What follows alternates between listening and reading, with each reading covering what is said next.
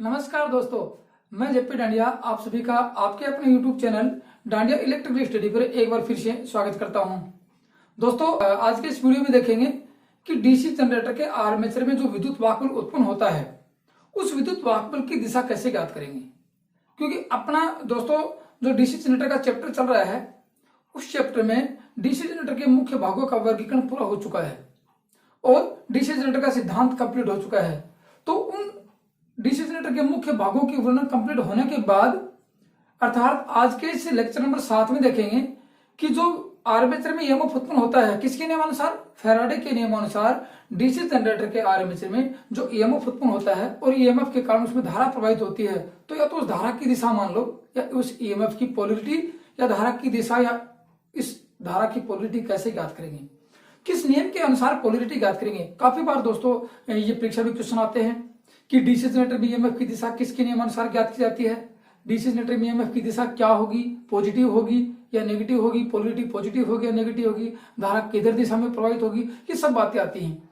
तो DC generator के armature में एक तो कोई लूप होता नहीं है, पूरी वाइंडिंग होती है। वाइंडिंग आपको पढ़ाऊंगा डीसी जनरेटर के आर्मेचर पे कितनी वाइंडिंग होती है, अगले चैप्टर में वाइंडिंग आएगी, ठीक है। और उसके बाद आएगा कि आर्मेचर को बाहर कैसे प्राप्त करेंगे, आउटपुट में आर्मेचर की आउटपुट को बाहर प्राप्त करने की विधियां क्या होती हैं, उन विधियों के बारे में देखेंगे। तो दोस्तों आप मस्तिष्क से पढ़ते रहो, आपको पॉइंट टू पॉइंट मशीनों के बारे में इस प्रकार से पढ़ाऊंगा कि कभी जिंदगी में आप ये नहीं कह सकते कि सर मशीन के बारे में ये समझ में नहीं आया और आपने इस चीज के बारे में नहीं बताया। आप अपनी बुक्स या किसी नोट्स को खोल के देखो कि आप मैंने क्या पढ़ा है और क्या बच गया। ऐसा बचने वाला कोई टॉपिक नहीं अपने इस वीडियो में छूटेगा या अपने सिलेबस में ऐसा कोई टॉपिक नहीं छूटेगा जिसको आप जान नहीं सकते। आपके आईटीआई की बुक्स में या डिप्लोमा की बुक में ऐसे नहीं होंगे तो वो भी पढ़ाएंगे आपको, क्योंकि अपने क्या पढ़ रहे हैं, अपने सिर्फ कंपटीशन की तैयारी कर रहे हैं, अपने आईटीआई की एक एग्जाम ही दे रहे हैं कि सिर्फ आईटीआई का, क्योंकि आईटीआई का एग्जाम में कंपटीशन का पूरा सिलेबस नहीं होता है। आईटीआई की बुक्स में कंपटीशन का पूरा सिलेबस नहीं होता, तो अपने क्या पढ़ेंगे, उस कंपटीशन एग्जाम की तैयारी कर रहे हैं, न कि सिर्फ आईटीआई की इलेक्ट्रिशियन थ्योरी पढ़ रहे हैं। इसलिए वो सभी बातें देखेंगे, इंक्लूड करेंगे सभी बातें, वो पेपर को इंक्लूड करेंगे ताकि आप अच्छी तरह से इलेक्ट्रिशियन की तैयारी कर सको और अपने मंजिल को प्राप्त कर सको। तो आज की वीडियो में क्या देखेंगे, आज की वीडियो में देखेंगे कि आर्मेचर में जो ईएमएफ उत्पन्न होता है उसकी दिशा कैसे ज्ञात करेंगे। तो अपना मुद्दा यही है कि डीसी जनरेटर के आर्मेचर में उत्पन्न विद्युत वाहक बल की दिशा ज्ञात करना। और ये बात है वैसे देखा जाए दोस्तों मैं आपको पढ़ा चुका हूं, कब चुंबकत्व का चैप्टर पढ़ाया तब मैंने आपको बताया था कि मोटर में घुमाव बल की दिशा कैसे ज्ञात करेंगे और जनरेटर के आर्मेचर ईएमएफ की दिशा कैसे ज्ञात करेंगे। फिर भी अपना जो डीसी मशीन का चैप्टर चल रहा है वहां जो भी नियम आएंगे उनके बारे में अपने देखते चले जाएंगे। तो देखते हैं दोस्तों, देखो मैं आपको बताऊं कि डीसी जनरेटर के आर्मेचर में ईएमएफ कैसे उत्पन्न होता है। आप लोग जानते हो फैराडे के नियमानुसार, और फैराडे ने क्या बताया, देखो ये दो चुंबकीय पोल लिए, एन ये लिया और एस ये लिया और ये लिया आपको आर्मेचर, एक लूप ले लिया, ठीक है। और लूप का सिंबल देखो, लूप कैसे दर्शाते हैं, लूप दोस्तों ये दर्शाते हैं, ये कोई चालक तार लिया और ये चालक तार में ये ले लिया और ये ले लिया, यहां क्रॉस और ये, अब पूछा जाए यहां क्रॉस ये डॉट लगा दिया, ये किसका सिंबल है, किसका निशान है, किसको दर्शाता है, ये सिर्फ लूप को दर्शाता है, ठीक है। ये लूप को दर्शाता है। और लूप क्या होता है, एक चालक तार को घुमाकर ये ऐसे लूप होता है। देखो ये क्या है, ये लूप है, ये लूप है, या फिर ये लूप है, ये लूप है, ये सब क्या है, ये लूप है। लूप में चालक तार को घुमाकर वापस इसी सिरे पर लेना, घुमा के और देना। यदि एक लूप ये है, इस प्रकार के कई लूप इकट्ठे कर दिए जाए तो क्या होगा, वह कॉइल बन जाएगी, क्या होगा, सोलेनॉइड बन जाएगी। तो अपन एक लूप की बात करेंगे। तो लूप में सिंबल कौन सा दिखाएं, देखो आपको ये लूप का सिंबल देखो, ये लूप का सिंबल दिखा दिया। आपको लूप दिखाता हूं कैसे होता है, आपको पूरी जानकारी दूंगा, ऐसी बात नहीं है कि आप समझ कि लूप क्या होता है, कैसे इसको होता है। देखो ये है, आप लूप को मैं दोबारा दिखाऊं, जैसे ये देखो, फिर आपको लूप दिखाता हूं मैं कि लूप कैसे होता है, फिर आपको लूप का सिंपल नमूना दिखाऊंगा कि लूप कैसे होता है और कैसे उसका ईएमएफ की दिशा ज्ञात करेंगे। जैसे ये देखो, ये एस पोल ले लिया और ये एन पोल ले लिया। विद्युत वाहक ये अपने चुंबकीय बल की रेखाएं एन पोल से एस पोल की रहती हैं, और ये ले लिया आपने कोई चालक तार का लूप ले लिया। ये अब देखो ये लूप है, ये लूप है, यहां मैंने आपको यहां दिखा दिया, यहां से विद्युत धारा प्रवाहित होगी तो क्रॉस आएगा, यहां डॉट आएगी, ये दिखाया कि ये सिर्फ सिंबल यहां दिखाया मैंने आपको। इसका मतलब ये और इसमें कोई अंतर नहीं है, सिर्फ घूमता है, ये भी घूमता है आपको।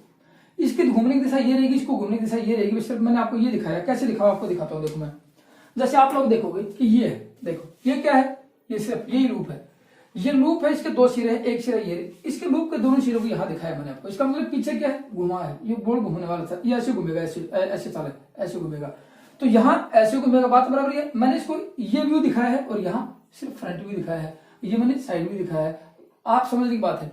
तो यहाँ आर्मेचर में इस प्रकार के कई लूप होंगे, मतलब कि एक लूप को घुमा के इस प्रकार की कई कॉइलें होंगे, तो अपन एक का ज्ञात करेंगे, सबका ज्ञात हो जाएगा, ठीक है। तो उसकी विद्युत वाहक की दिशा कैसे ज्ञात करेंगे, इस चालक को ऐसे घुमाओगे आप लोग, ऐसे घुमाएंगे, देखो ऐसे घुमाएंगे, तो विद्युत वाहक की इसमें विद्युत वाहक की दिशा, विद्युत वाहक यहाँ से बाहर आएगा, यहाँ अंदर जाएगा, धारा की दिशा ये रहेगी या फिर ये रहेगी, बस यही ज्ञात करना है। और यही आर्मेचर में होगा, क्योंकि आर्मेचर का यदि विद्युत वाहक की दिशा पढ़ेंगे तो फिर डीसी मोटर के घूमने की दिशा भी आराम से पढ़ सकते हैं, ठीक है बात। तो ये देखते हैं, देखो आप लोग अच्छे तरह जानते हैं। देखो मैंने आपको चुंबकत्व का चैप्टर पढ़ाया तब बताया था आपको कि कोई चालक तार ले लिया आप लोगों ने, देखो ये फिर मैं आपको याददाश्त दिला देता हूं, आपने नोट्स बनाए होंगे कि क्रॉस का सिंबल क्या दर्शाता है, डॉट का सिंबल क्या दर्शाता है। क्रॉस का सिंबल दर्शाता है कि यहाँ से धारा अंदर जा रही है और ये धारा बाहर आ रही है, इसका मतलब धारा अंदर जाना और धारा बाहर आना। तो डॉट का सिंबल दर्शाता है कि विद्युत वाहक बल की दिशा या धारा की दिशा बाहर आ रही है, ये बाहर और ये अंदर जा रही है।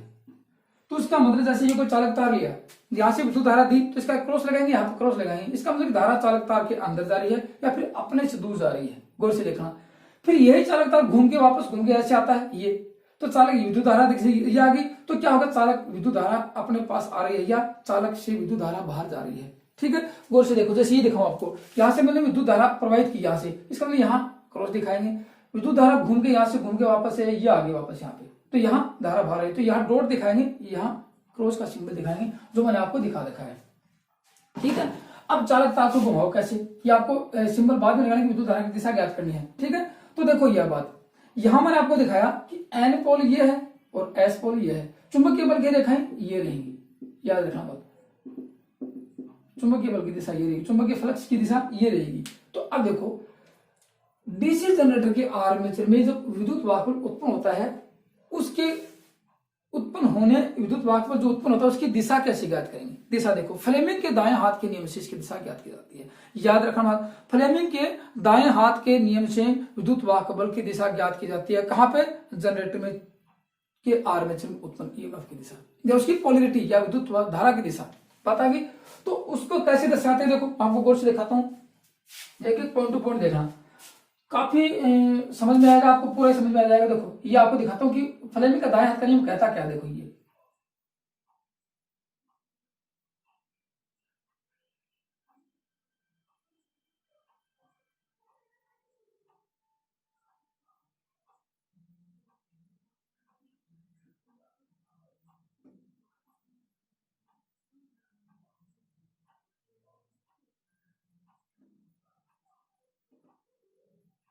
ये फ्लेमिंग का दाएं हाथ का नियम बताता है, देखो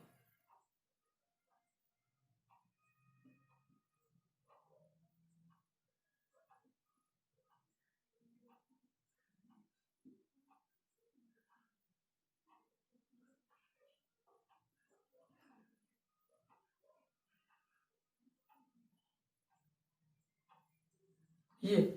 अब गौर से देखना, ये तो फ्लेमिंग का दाएं हाथ का दिखाया मैंने आपको, देखो गौर से दिखाता हूं, ये दाएं हाथ, ये दाएं हाथ दिखाया आपको, तो ये क्या है, ये तर्जनी अंगुली, मैंने उसमें ये तर्जनी अंगुली,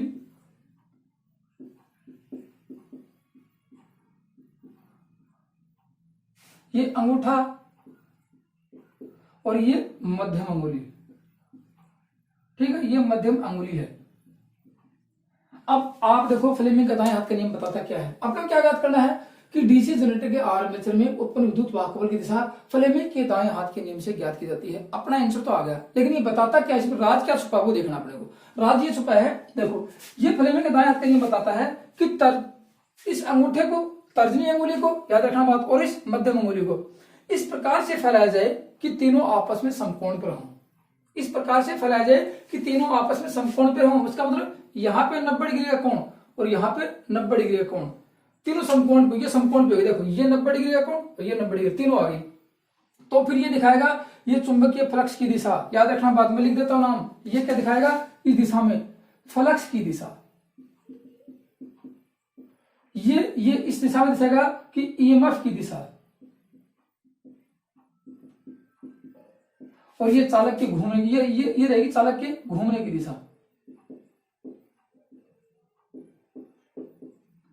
घूमने की दिशा। ये फ्लेमिंग का नियम बताता है। तीनों याद रखना, परीक्षा में काफी बार आया है कि फ्लेमिंग के दाएं हाथ के नियम अनुसार तर्जनी अंगुली क्या दर्शाती है, अंगूठा क्या दर्शाता है, मध्यम अंगुली क्या दर्शाती है। तीनों के तीनों प्रश्न आ चुके हैं परीक्षा में, तो गौर से याद करना। ये चुंबकीय फ्लक्स की दिशा दर्शाएगी, क्या मध्यम अंगुली, ये तर्जनी अंगुली चुंबकीय फ्लक्स की दिशा, मध्यम अंगुली ईएमएफ की दिशा, और चालक घूमने की दिशा दर्शाएगा। ये अंगूठा चालक की घूमने की दिशा। तो क्या लिखेंगे, देखो यहां से ये लिखेंगे तर्जनी अंगुली,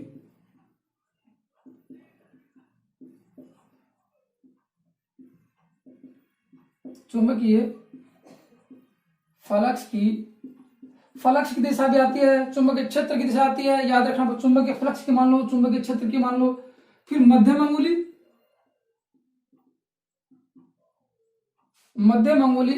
उत्पन्न ईएमएफ की दिशा, मध्यम अंगुली उत्पन्न ईएमएफ की दिशा। और अंगूठा क्या दर्शाता है, अंगूठा दिखाता है चालक के घूमने की दिशा।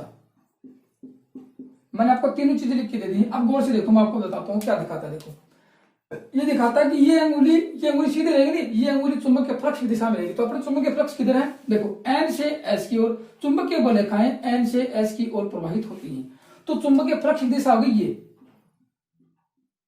ये होगी चुंबकीय फ्लक्स की दिशा यहां से। तो फिर कैसे पकड़ेंगे, देखो ये लगाया ऐसे, ठीक है, ये लगाया। अब चालक को घुमाओगे कैसे, क्योंकि आर्मेचर घुमाया जाता है, आर्मेचर को घूमता नहीं है, उसको यांत्रिक शक्ति प्रदान की जाती है। मोटर को यांत्रिक शक्ति मिल जाती है विद्युत ऊर्जा के रूप से, ठीक है, लेकिन यहाँ यांत्रिक शक्ति दी जाती है। इसको कहते हैं यांत्रिक ऊर्जा को विद्युत ऊर्जा में बदलने वाला साधन जनरेटर कहलाता है। तो यांत्रिक शक्ति देंगे, आप किस दिशा में घुमाओगे, अपने को विद्युत वाहक की दिशा ज्ञात करनी है। तो ये घुमाएंगे, देखो जैसे चालक को आप लोगों ने ये घुमा दिया, ऐसे ये मतलब चालक को ऐसे घुमाएंगे, ऐसे, इसका मतलब DOR, डायरेक्शन ऑफ रोटेशन। ये DOR में डायरेक्शन ऑफ रोटेशन, घूमने की दिशा, चालक की घूमने की दिशा है। अब गौर से देखो, मैं आपको दिखाता हूं। ये घूमने की, ये अंगूठा चालक के घूमने की दिशा में ऐसे हो गया, ये चुंबक के फ्लक्स की दिशा में। तो फिर ये दिखाएगा, यहां से देखो ये पॉइंट, यहां से ये विद्युत धारा की दिशा। अब मैंने आपको बताया विद्युत धारा देखो बाहर आ रही है, बाहर आ रही है, विद्युत धारा बाहर आएगी तो यहां क्या लगाएंगे, डॉट लगाएंगे। गौर से देखो, यहां लगाएंगे डॉट।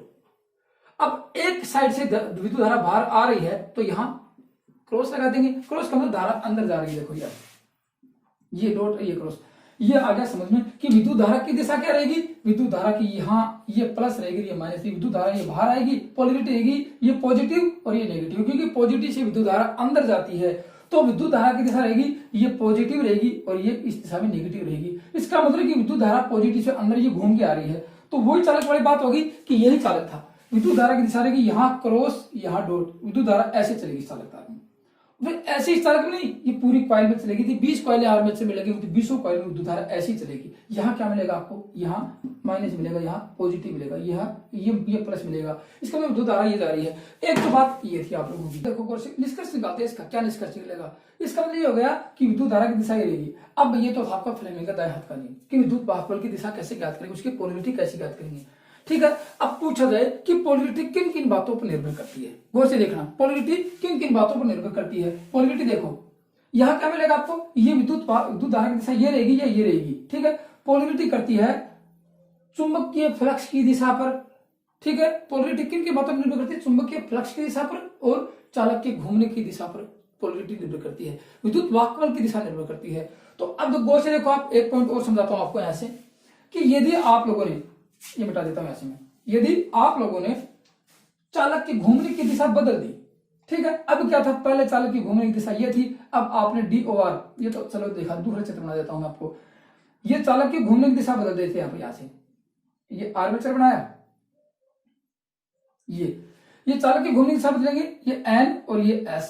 गौर से देखो, अब NS ये है तो चुंबकीय फ्लक्स की दिशा ये होगी, आप लोग अच्छी तरह जानते हो कि चुंबकीय फ्लक्स की दिशा N से S की ओर होती है, ये ऐसे। और ये हो गया आपका चालक तार, जो लूप का सिंबल, ये लूप का सिंबल, ठीक है। अब चालक की घूमने की दिशा पहले ये थी एंटी क्लॉकवाइज, ऐसे चालक घूम रहा था, अब क्लॉकवाइज घुमा देते, चालक को ऐसे घुमा देंगे। तो इसका मतलब ये यहां से ये चालक के घूमने की दिशा और ये यहां से चालक के घूमने की दिशा। तो फिर इस लूप में, इस चालक तार में विद्युत वाहक बल की दिशा क्या रहेगी? क्योंकि ये घूमेगा, फैराडे का नियम सिद्ध होगा, और फैराडे का नियम सिद्ध होता तो विद्युत वाहक बल उत्पन्न होगा, बिजली उत्पन्न होगी। उसकी दिशा क्या रहेगी? वो दिशा तो ज्ञात करो अपना। तो फिर देखो आगे ये होता है कि अब फ्लेमिंग के दाएं हाथ का नियम लगाओ कि अंगूठा चालक के घूमने की दिशा में हो और ये अंगुली चुंबकीय फ्लक्स की दिशा में हो। तो चुंबकीय फ्लक्स की दिशा तो ये, क्योंकि एन से एस की ओर, तो फिर अंगूठा घूमने की दिशा में। देखो फिर मैं आपको इंप्लीमेंट करके दिखाता हूं कि देखो ये अंगूठा, ये चुंबकीय फ्लक्स की दिशा में, अंगूठा चालक के घूमने की दिशा में। तो ये अंगुली देखो, ये अंगुली यहां, मतलब विद्युत धारा अंदर जा रही है यहां से। तो यहां क्या लगाएंगे? यहां डॉट लगाएंगे, यहां क्रॉस लगाएंगे, यहां डॉट लगाएंगे। बस यही देखना था अपने को। यहां क्या लगाएंगे? क्रॉस, और यहां डॉट। गौर से देखो, बदल गई दिशा। आप लोगों ने क्या बदला? चालक की घूमने की दिशा बदली, डी ओ आर बदल दी, तो विद्युत वाहक बल की दिशा बदल गई। तो दो बातें आ गई कि चालक के घूमने की दिशा बदलने से, नोट करके लिख लो, नोट लगवाने की बात होगी कि चालक के घूमने की दिशा बदलने से उत्पन्न ईएमएफ की दिशा भी बदलती है, दिशा भी बदलती है। एक निष्कर्ष ये निकलता है, कभी कभार धारा की दिशा आती है, कभी कभार इसकी पोलरिटी आती है। आप ये बोल सकते हैं आपने सिर्फ धारा की दिशा बताई, ईएमएफ की दिशा बताई, इसकी पोलरिटी मान लो एक बात, इसकी धारा की दिशा मान लो दो बात, इसकी ईएमएफ की दिशा मान लो एक ही बात है तीनों की। आप पोलरिटी की दिशा, पोलरिटी क्या होगी? देखो यहां से धारा जा रही है, धारा जा रही है तो क्या करो? प्लस से माइनस की ओर धारा यहाँ करो, यहाँ प्लस आएगा, या माइनस आ जाएगा, पोलरिटी बदल गई। ठीक है, तो ये तो थी बात इसकी। तो एक निष्कर्ष ये निकला कि चालक के घूमने की दिशा पर ईएमएफ की दिशा निर्भर करती है। एक ईएमएफ उत्पन्न होगा, वो फैराडे का नियम है, लेकिन विद्युत धारा की दिशा बदलेगी, ईएमएफ की दिशा बदलेगी, वो किस पर निर्भर गया? चालक की घूमने की दिशा पर है। आपके सामने बहुत बार क्वेश्चन आएगा क्या कि जनरेटर ईएमएफ उत्पन्न नहीं कर रहा है, जनरेटर को घुमाया भी गया है, फिर भी जनरेटर ईएमएफ उत्पन्न नहीं कर रहा है, जबकि चुंबकीय फ्लक्स का मान भी है, तो क्या कहेंगे कि उनके बीच सापेक्ष गति नहीं है। तो यहां क्या होगा? जब तक चुंबकीय फ्लक्स और चालक के बीच सापेक्ष गति होगी तो ही ईएमएफ उत्पन्न होगा। जैसे आप लोगों को बताऊं, ये भी इस दिशा में घूम रहा है, देखो ये चालक की ये दिशा है, ये अपने चुंबकीय फ्लक्स की दिशा, और चालक भी इस दिशा में घूम रहा है, लेकिन जब इसके बराबर घूमता रहेगा, इसकी दिशा भी ये है इसकी, तो ईएमएफ उत्पन्न होगी, क्योंकि इसकी दिशा, इसकी गति और इसकी गति में थोड़ा अंतर होगा, सापेक्ष गति होगी दोनों के बीच में, तो ही ईएमएफ उत्पन्न होगा। तो सापेक्ष की चालक के घूमने की दिशा, जनरेटर के घूमने की दिशा बदली जाए तो फिर ईएमएफ उत्पन्न हो सकता है। दोनों की गति बराबर होगी तो ईएमएफ उत्पन्न होगा, दोनों की गति में अंतर होगा तो ईएमएफ उत्पन्न होगा। इसका मतलब कहते हैं, उसको कहते हैं सापेक्ष गति। जब तक चुंबकीय फ्लक्स और चालक में सापेक्ष गति होगी तो ईएमएफ उत्पन्न होगा, अन्यथा नहीं होगा। ये जनरेटर में आएगा, आगे आगे पढ़ेंगे, कोई भी जनरेटर की समस्या पढ़ेंगे, क्योंकि जनरेटर पढ़ ही रहे हैं, आगे जो भी टॉपिक आएगा उसमें। तो एक निष्कर्ष ये निकला। अब दूसरा निष्कर्ष और निकाल के देखते हैं क्या। देखो आप दोस्तों इनको नोट्स बनाते जाओ और देखते जाओ। अब एक निष्कर्ष आ गया, एक बार तो आप लोगों ने क्या बदला, ये चालक की घूमने की दिशा बदली, अब बदलेगी चुंबकीय फ्लक्स की दिशा। ये लगा दिया एन और ये लगा दिया एस। गौर से देखना क्या बदला। पहले भी डी और ये थी, अब भी डी और एंटी क्लॉकवाइज ही रहेगी। बस बदला क्या है, देखो यहाँ क्रॉस था, यहाँ डॉट था, ये डी और, अब मैंने क्या कर दिया, सिर्फ चुंबकीय फ्लक्स की दिशा बदली, ये चुंबकीय फ्लक्स की दिशा कर दी यहाँ से, ये चुंबकीय फ्लक्स की दिशा होगी। गौर से देखना, बहुत ही इंपॉर्टेंट क्वेश्चन है, इसलिए मैंने दोबारा पढ़ना कि इसकी मैंने अनिवार्य समझा कि दोबारा पढ़ाया जाए कि आपको समझ में आए अच्छी तरह से, क्योंकि वैसे तो मैं चुंबकीय चैप्टर में पढ़ा चुका हूं। अब देखो यहाँ से, अब आप लोगों ने, मैं आपको ये लूप बना के दिखाता हूँ, ये लूप ले लिया आप लोगों ने, ये लूप का सिंबल है, ये लूप का सिंबल ले लिया। अब धारा की दिशा क्या रहेगी, ईएमएफ की दिशा क्या रहेगी, क्योंकि ये तो वो लूप है। इसमें देखो अब आप लोगों ने घूमने की दिशा, यही सेम पहले भी थी घूमने की दिशा, देखो ये घूमने की दिशा पहले थी और अब ये घूमने की दिशा यही है। इसका मतलब एंटी क्लॉकवाइज, ऐसे चालक घूम रहा है। कैसे घूम रहा है देखो आपको बताऊं, ये देखो चालक ऐसे घूम रहा है, चालक ऐसे घूम रहा है, ऐसे ये लूप, मतलब ये क्या है, आर्मेचर है, ये लूप का सिंबल है, ये ऐसे घूम रहा है। तो फिर अब आपको क्या लगाना है, फ्लेमिंग का दाएं हाथ का नियम लगाना है कि चालक के घूमने की दिशा तो पहले बदलती थी, अब क्या बदला, आपने चुंबकीय फ्लक्स की दिशा बदली है, तो ईएमएफ की दिशा क्या रहेगी। देखो मैंने फ्लेमिंग का दाएं हाथ का नियम लगाया, ये ऐसे चालक की घूमने की दिशा ये नहीं है, ऐसे चालक की घूमने की दिशा इधर से लगाएंगे, ये है, तो ये चालक की घूमने की दिशा देखो गौर से, और ये चुंबकीय फ्लक्स की दिशा। तो ये अंगुली क्या दिखाएगी, ये देखो ये अंगुली ये दिखाएगी, ये अंगुली दिखाएगी ईएमएफ की दिशा, मतलब यहाँ से विद्युत धारा बाहर आ रही है। तो यहाँ क्या लगाएंगे दोस्तों, देखो यहाँ लगा दिया आप लोगों ने क्रॉस या डॉट लगाएंगे, यहाँ लगा दिया आप लोगों ने डॉट और यहाँ लगा दिया क्रॉस, क्यों, क्योंकि विद्युत धारा बाहर आ रही है। और बाहर के लिए क्या बताया था मैंने आपको, ये डॉट बाहर के लिए और ये क्रॉस अंदर के लिए, याद रखना बात, दोनों बताइए। अब देखो यहां से पहले धारा की दिशा ये थी, यहां से घूम के वापस आई, ये अब धारा की दिशा उल्टी हो गई, मतलब धारा की दिशा भी बदल गई। तो एक निष्कर्ष और निकल गया अपने पास, क्या निकल गया, देखो दूसरा नोट और लगा लेते हैं एक चित्र बनाने के बाद, इसको देखना, ये घूमने की दिशा है, ये ईएमएफ की दिशा, ये चालक की घूमने की दिशा। अब लगा लो कि चुंबकीय फ्लक्स की या चुंबकीय क्षेत्र की दिशा बदलने से उत्पन्न ईएमएफ की दिशा भी बदलती है। एक निष्कर्ष निकला, ठीक है। अब देखो यहां से मैं फिर दोबारा इसके चुंबकीय फ्लक्स की दिशा बदल दिया आप लोगों ने। अब देखा जाए गौर से, देखो मैं यदि इसके चुंबकीय फ्लक्स की दिशा वापस कर दूं इसके इधर, तो क्या होगा, देखो ये है ना, यहाँ डॉट था। अब एक चित्र और बनाए, आप गौर से देखना, एक चित्र और बनाता हूं आपके सामने, फिर आपको अच्छी तरह समझ में आएगा। देखो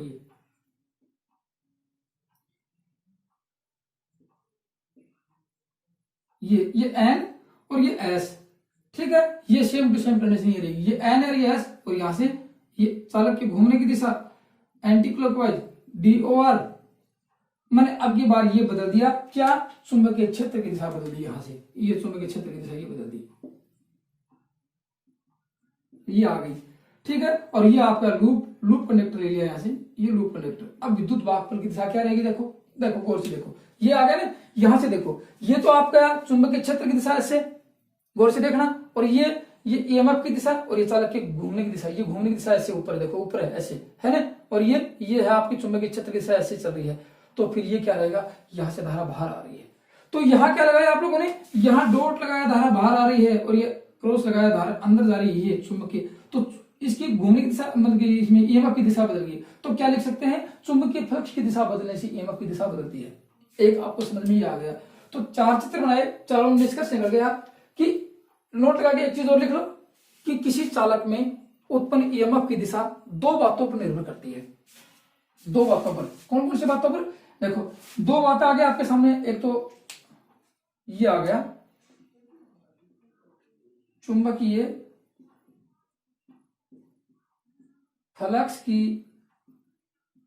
दिशा पर, किसके, ये 2 बातें कौन सी हैं, चालक में उत्पन्न ईएमएफ की दिशा किन बातों पर निर्भर करती है, टॉपिक लगा लो, उसमें लिख लो। एक तो चुंबकीय फ्लक्स की दिशा पर और चालक के घूमने की दिशा पर। 2 बातें आपको लिख दी हैं, बहुत काफी इंपॉर्टेंट क्वेश्चन है दोस्तों, ऐसा आसान नहीं है, आप समझोगे, लेकिन समझ में आया तो बहुत आसान है।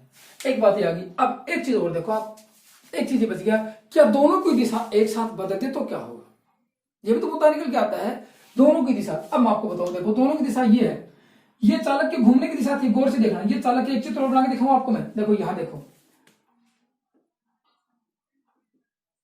ये बना दिया, ये एन और ये एस, ये घूमने की दिशा, चालक के घूमने की दिशा कौन सी है, एंटी क्लॉकवाइज, गौर से देखना। और ये मैं लूप का सिंबल बना देता हूं कि ये लूप का सिंबल आपको अच्छी तरह समझ में आ जाए, ये लूप का सिंबल। अब आपको डायरेक्शन लगानी है कि ईएमएफ की दिशा क्या रहेगी। देखो ये लगाया फ्लेमिंग के दाएं हाथ का नियम, ऐसे, ये चुंबकीय फ्लक्स की दिशा एन से एस की, और चुंबकीय फ्लक्स की दिशा होती है, ठीक है, चुंबकीय फ्लक्स की दिशा ये होती है, लेकिन ये देखो ये चालक की घूमने की दिशा नीचे की ओर है, ये देखो ऐसे, तो ऐसे लगाया नीचे की ओर, ये चुंबकीय फ्लक्स की दिशा ये यहाँ पे। तो ये क्या दिखाता है, चालक विद्युत धारा की दिशा बाहर आ रही है, बाहर आ रही है, तो क्या लगाएंगे, यहाँ डॉट लगाएंगे दोस्तों, देखो, और यहाँ लगाएंगे क्रॉस, यहाँ डॉट लगाए। अब आप समझ गए होंगे कि ईएमएफ की दिशा है, लेकिन दोनों को एक साथ बदल देते हैं। देखो यहां से ये बदला, यहां लिखा एस, और यहां से ये बदला, यहां लिखा एन, लेकिन घूमने की दिशा भी बदल दिया आप लोगों ने, क्या बदली, ये लिख दी और ये क्लॉकवाइज कर दी।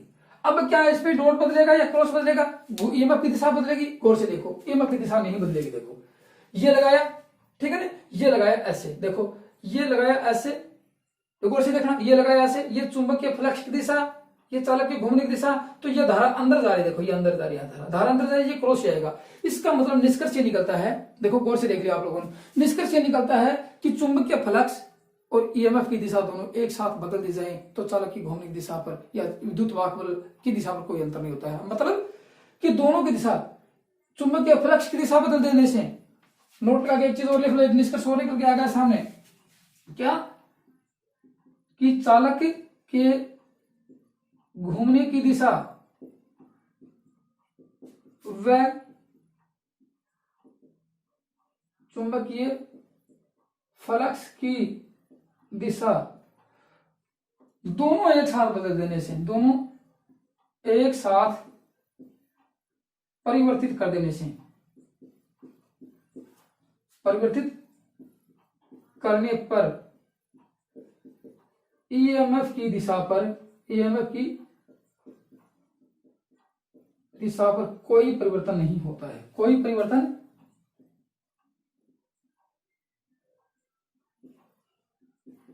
नहीं होता है। ये निष्कर्ष निकल के आता है दोस्तों सामने, कोई परिवर्तन, मतलब कोई परिवर्तन नहीं होता है। तो ये तो था आपका दोस्तों देखो। तो अब निष्कर्ष क्या निकला, पहला निष्कर्ष ये था कि किसी जनरेटर में के आर्मेचर में उत्पन्न ईएमएफ की दिशा ज्ञात करने के लिए फ्लेमिंग के दाएं हाथ का नियम प्रयोग किया जाता है। ईएमएफ की दिशा चालक के घूमने की दिशा और चुंबकीय फ्लक्स की दिशा पर निर्भर करती है। चुंबकीय फ्लक्स की दिशा बदल दी जाए तो चालक में ईएमएफ की दिशा बदल जाती है। चालक के घूमने की दिशा बदल दी जाए तो चुंबकीय चालक में उत्पन्न ईएमएफ की दिशा बदल जाती है, और दोनों को एक साथ बदल दिया जाए ईएमएफ की दिशा कोई परिवर्तन नहीं होता है। दोस्तों ये तो आपका आज का टॉपिक था। आपको पसंद आए, आपको समझ में आए तो लाइक जरूर करना, अपने दोस्तों में शेयर करना, और जो दोस्त पहली बार वीडियो को देख रहे हैं वो इलेक्ट्रिशियन थ्योरी का नियमित पैटर्न के आधार पर कंप्लीट सिलेबस का अध्ययन करने के लिए चैनल को सब्सक्राइब जरूर कर लें। और दोस्तों कमेंट्स करना नहीं भूलें, कमेंट्स कर दिया करो, आपको अच्छा लगे, आपके मन में कोई विचार आए, आपको समझ में नहीं आए। और दोस्तों इसी प्रकार यदि आप पढ़ते जाओगे, लेकिन मेरी एक गुजारिश रहेगी कि आप नोट्स जरूर बनाना। आप नोट्स बनाओगे, मैं पढ़ा रहा हूँ, बड़ी मेहनत करवा रहा हूँ, आप मेहनत से नोट्स बनाओगे, भविष्य में आपको ऐसी कोई एग्जाम नहीं होगी जिसको आप फाइट नहीं कर सकते और अपनी सफलता प्राप्त नहीं कर सकते, ये मैं गारंटी देता हूँ। आपको मशीनों का चैप्टर या पीछे पढ़ा दिया मशीनों का चैप्टर, इस दिन आसानी से मस्त तरीके से पढ़ाऊंगा कि एक पॉइंट भी नहीं छोड़ूंगा आपके लिए कि आपको समझ नहीं आया। दोस्तों इसी प्रकार अपने धीरे धीरे मशीन पढ़ते चला जाएगा और थ्योरी का सिलेबस पूरा होता चला जाएगा। फिर बाद में आपको और भी इंप्रूवमेंट, आपकी टेस्ट लिए जाएंगे, मतलब आपकी मॉक टेस्ट बनवाऊंगा, आपको शॉर्ट क्वेश्चन हल करवाएंगे, पेपर सोल्व करवाएंगे, बहुत सी बातें हैं। लेकिन आप पहले एक बार पूरी थ्योरी के नोट्स बना लो ताकि आप अच्छी तरह से भविष्य में अच्छी अपने और तैयारी कर सको। तो आज की वीडियो में दोस्तों सिर्फ इतना ही था। थैंक यू, धन्यवाद।